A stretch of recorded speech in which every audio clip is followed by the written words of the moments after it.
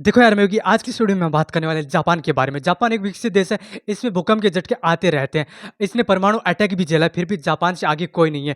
Japan की internet speed हो या फिर ट्रेन की स्पीड हो, जापान से आगे कोई भी देश नहीं निकल पा रहा है। आखिर जापान ने इतना कुछ हासिल कैसे कर लिया? पूरी जानकारी देगी इस वीडियो में। तो चैनल पे अगर नए हो तो वीडियो को लाइक, चैनल को सब्सक्राइब कर लियो ताकि मुझे थोड़ा सपोर्ट मिल जाए। नमस्कार, मैं योगी। आज की इस वीडियो में हम बात कर रहे हैं जापान के बारे में। सबको जापान का नाम तो एक बार कभी ना कभी सुनाई ज़रूर दिया होगा। ऐसे सुनने में आता है कि जापान एक विकसित देश है, लेकिन यार किसी भी देश को विकसित बनने के लिए कोई एक दिन का खेल नहीं लगता।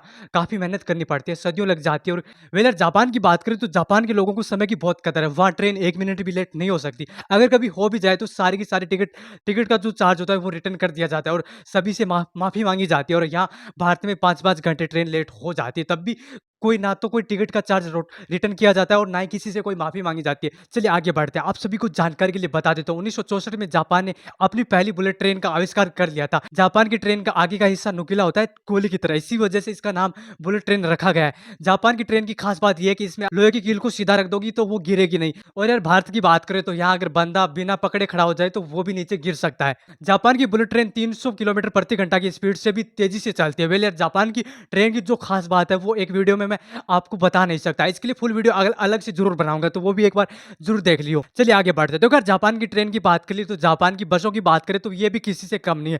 यहाँ कंडक्टर की जरूरत नहीं पड़ती। यात्री जहां भी जिस सीट पे बैठता है उसके आगे एक स्क्रीन दी होती है जिसमें आप अपनी टिकट काट सकते हो। किसी भी यात्री को किसी से टिकट लेने की जरूरत नहीं है।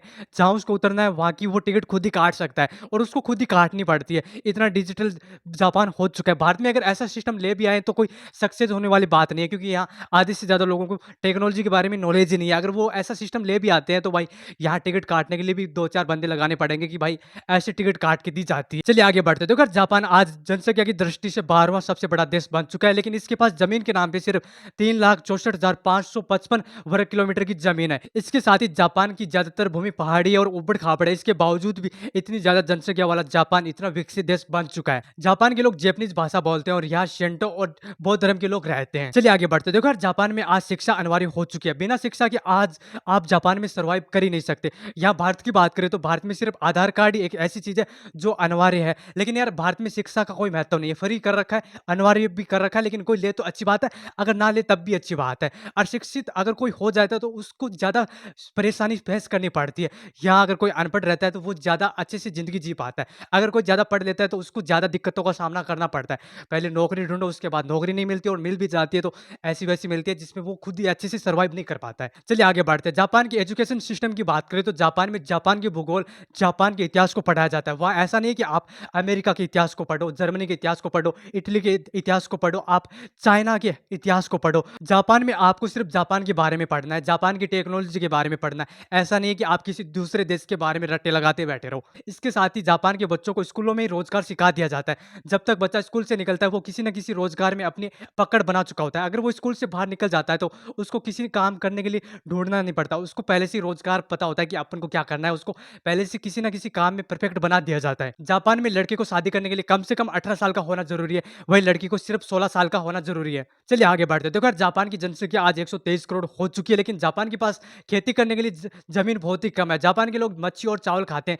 इसलिए जापान चाइना और थाईलैंड जैसे देशों से चावल का आयात करता है। चलिए आगे बढ़ते हैं। देखो यार जापान की बात करें तो जापान आज दुश्मन देशों जैसे चाइना और अमेरिका से घिरा रहता है। इन दोनों देशों से जापान को हमेशा से दिक्कतों का सामना करना पड़ रहा है और आगे भी मुझे ऐसा लग रहा है कि दिक्कतों का सामना करना ही पड़ेगा। चलिए आगे बढ़ते हैं। आप सभी को जानकारी के लिए बता देता हूँ, अमेरिका हमेशा से ही जापान को अपना दुश्मन देश समझता है। 1945 में अमेरिका ने जापान के 2 शहर नागासा और हिरोशिमा पे परमाणु अटैक कर दिया था। इसकी वजह से वहाँ 80% लोग मारे गए थे और बचे हुए 20% लोगों को किसी न किसी बीमारी से पीड़ित होना ही पड़ा था। और वहाँ के लोग आज भी अगर किसी बच्चे को जन्म देते हैं तो वो विकलांग पैदा होता है। वहाँ आज भी कोई पौधा उग नहीं पाया।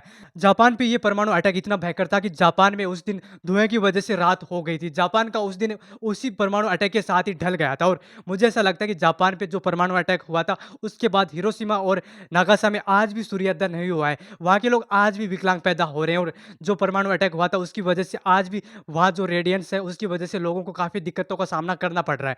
वेल आगे बढ़ते तो इसके साथ ही जापान को कुदरत ने भी नहीं बख्शा है। जापान पे हर साल भूकंप आ जाते हैं जिसकी वजह से आधा जापान लगभग तबाह हो जाता है। चलिए चलिए आगे बढ़ते हैं। देखो यार जापान की एक हैरान करने वाली बात है कि जापान में आज जन्म दर एकदम से घट चुकी है। जापान की आधे से ज़्यादा जनसंख्या बूढ़ी हो चुकी है और वहाँ बच्चे पैदा नहीं किए जा रहे हैं। जापान में आज बच्चे पैदा नहीं हो रहे जिसकी वजह से आने वाले टाइम में जापान को ये भी बड़ी समस्या का सामना करना पड़ेगा। चलिए आगे बढ़ते हैं। तो अगर जापान की इंटरनेट की बात करें तो जापान में कई सालों से 6G चल रहा है। वहीं भारत में आज अभी इसी साल 5G ने दस्तक दी और पूरे भारत में अभी तक 5G नेटवर्क भी नहीं फैला है। वहीं जापान कई सालों से 6G चला रहा है और 7G की टेस्टिंग चल रही है और जल्दी जापान 7G लॉन्च करने वाला देश भी बन जाएगा। वैसे जापान और भारत के रिश्ते हमेशा से अच्छे रहे हैं। आज़ादी के टाइम में जापान से हमें सैन्य सहायता मिली थी और इसी वजह से हम अंग्रेज़ों को भारत से निकाल पाए थे।